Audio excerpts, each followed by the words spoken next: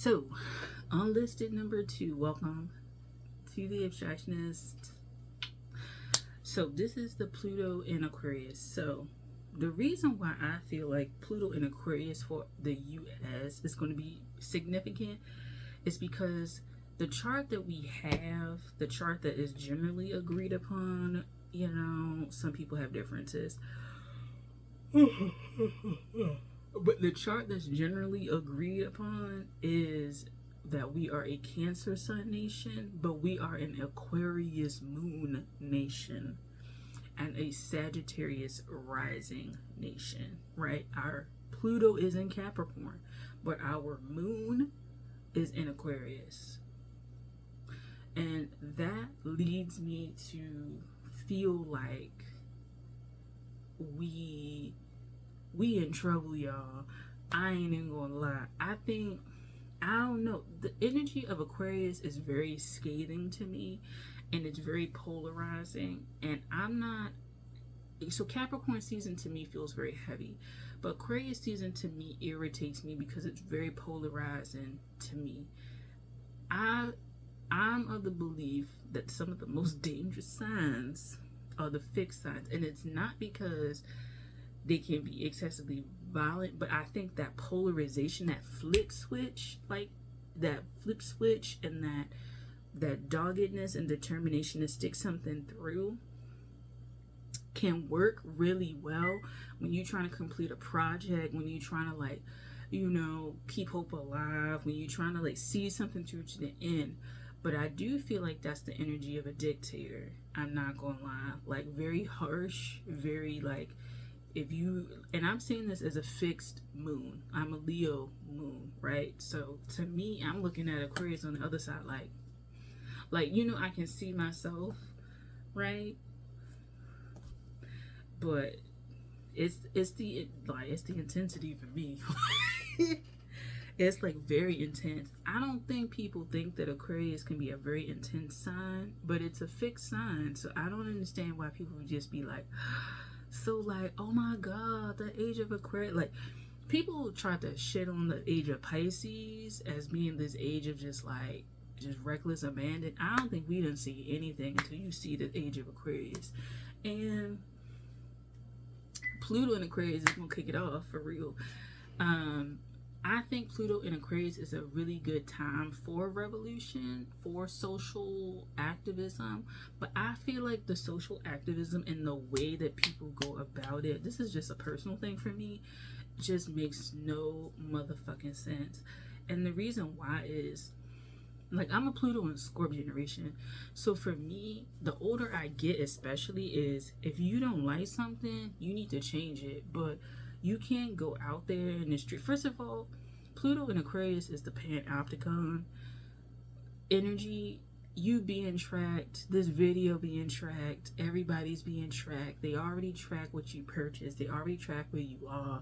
CCTV, it's this triangulation kind of thing going on,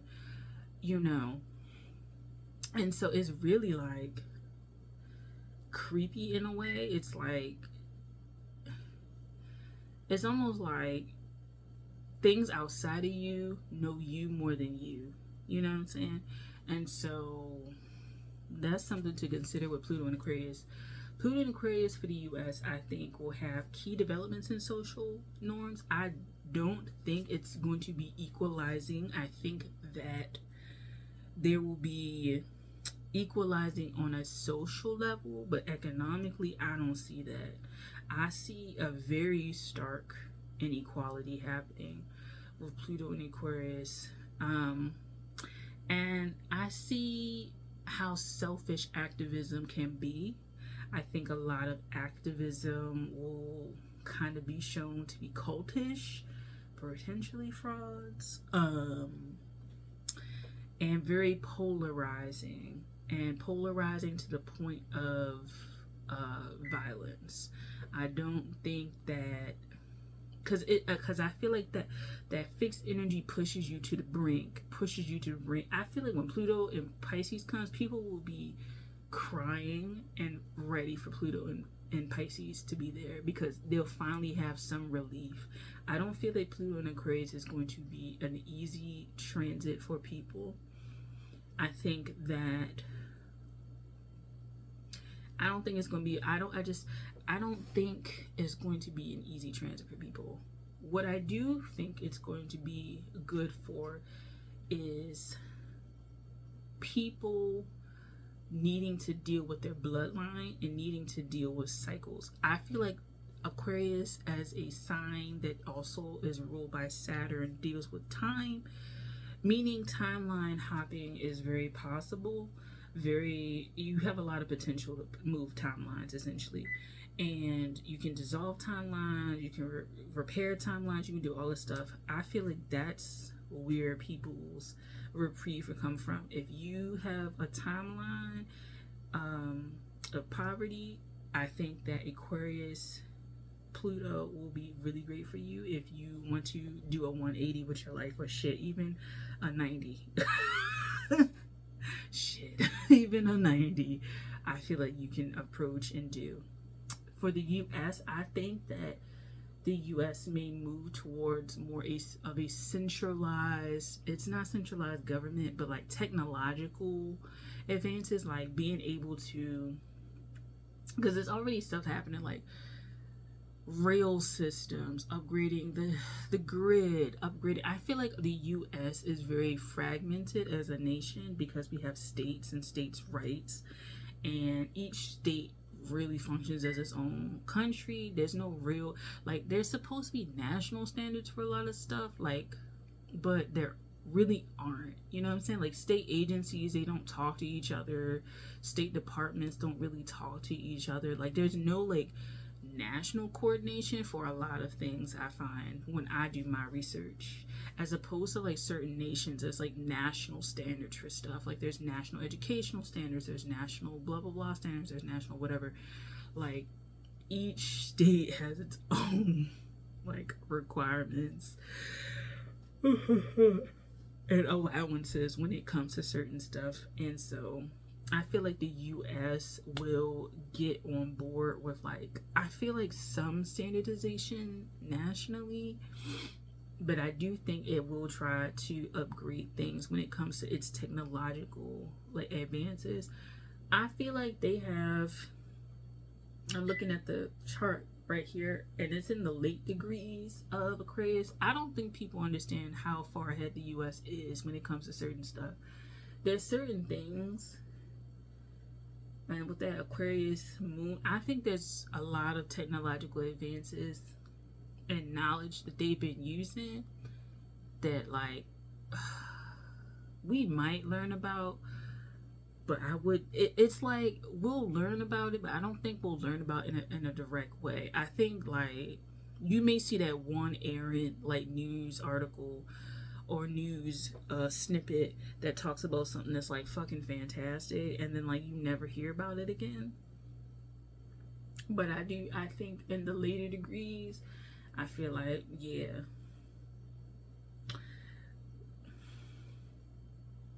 we have a sun in Cancer. We might have pretty good diplomatic relationships.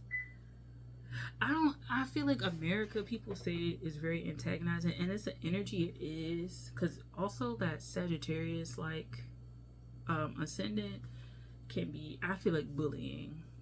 I see a Sagittarius that bullies, but anyway, because they're like, we're the truth, this is the truth, the truth. I'm just like, okay, people have their own truth though, and I'm a North Node in Sag, that's why I can say that.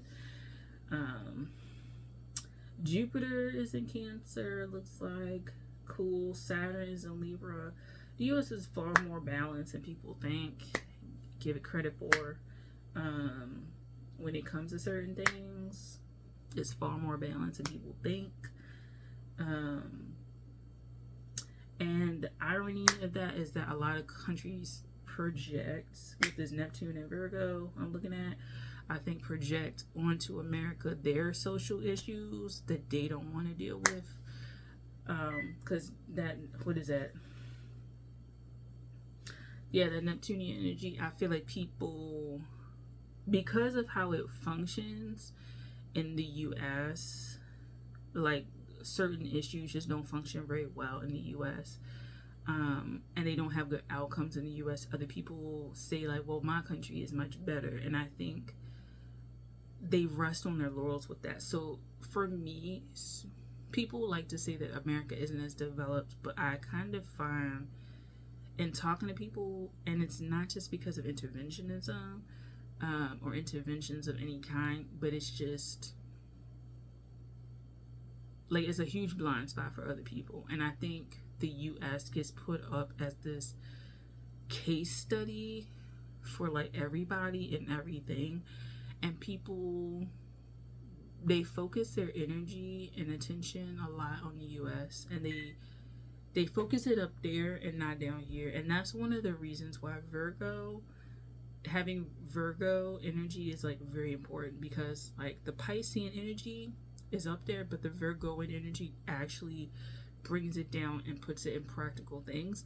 I think there's a lot of ideals that people hold outside of the US that if they actually put the energy into doing it, then it would be fine. But they don't. They waste their time. We have Uranus and Mars and Gemini. God help us. So Uranus and Gemini is going to be coming after the election in 2025, 2026. It should be full swing there. So we might see some real interesting shit happen. I wouldn't be surprised if we have more maybe openly like LGBTQIA plus like candidates come out for political offices. A lot more military people show up, a lot more people interested in not necessarily joining the military, but maybe like military type things, like that Mars and Gemini. Or they're gonna be fighting, but like it's not it's fighting differently. Fighting, I know people talk about as we move into this technological age, like fighting more like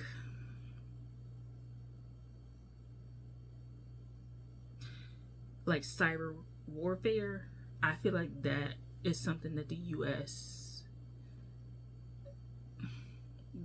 might need to work on. There might be a company or two that come out of nowhere, fight for that.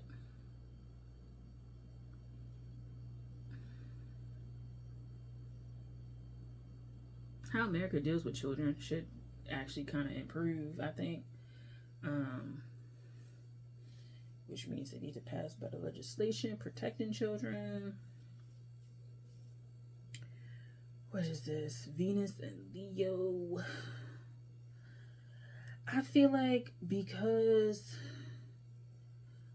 I said Pluto and Aquarius is coming up, Pluto and Leo leaders may be falling by the wayside, and there may be quite a few friends that the US loses, like personal political friends, personal political allies that start dying, and that may weaken how people see us, how friendly people are in these countries, because the next wave of people that we get with this Pluto and Aquarius energy may not be so friendly to the US. But people, I don't know why you rejoicing, some of y'all, they may not be so friendly to the people there either, to the people of their own country. That's something that y'all gotta look out for. Pluto and Aquarius, I kind of feel like for the US, it's a lot of heart space things happening, changing. Heart disease could be, I don't know if it's the number one, but heart disease could be the number one thing. Pacemakers may be a thing, so I don't know if we need to invest in pacemakers or something like that. The instruments or how they use pacemakers may be different. How we calculate time may be different. How we do our clocks may be different. Like something about that. Time zones may change. Maybe time zones or timelines for certain things. I feel like the US is speeding up in some respects when it comes to its actual technological advances, but I do think that on the world sphere, there may be countries, and it's not the countries necessarily that you think may show themselves to be more antagonistic than the US. And I mean, there's not too many nations that are like bigger than the US, to be honest, but it could be really, really dangerous, those countries.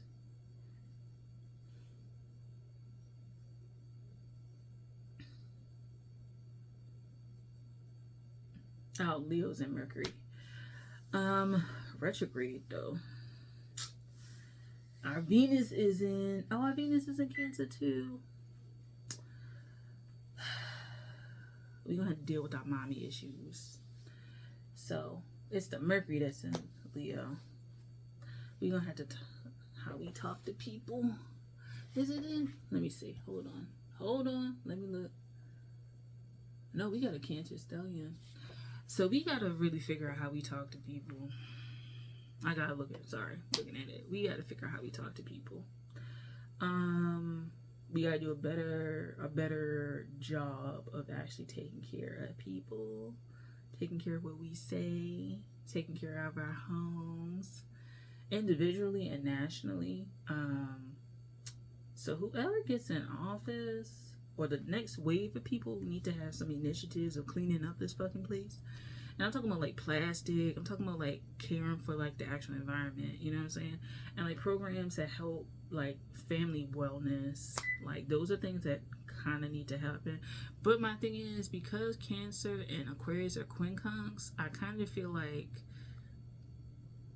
it's kind of like, I just feel like something with the budget is not going to be, they just gonna be like, the budget, we can't do this because of the budget type shit. So the budget may actually, so it may be programs that genuinely like politicians want to put forward or genuinely would help the people, but it may not be in the budget. And I feel like that Aquarius energy, like they'll try to keep like the bare minimum that can make it functional, but like I see Aquarius as a spendthrift.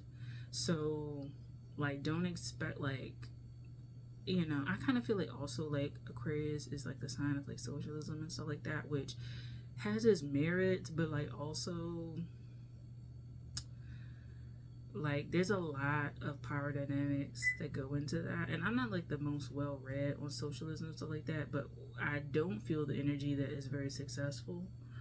I don't feel like it's very successful based on the power dynamics that the chart wants to have. I do think a top-down, maternalistic, paternalistic kind of view is kind of something that the U.S.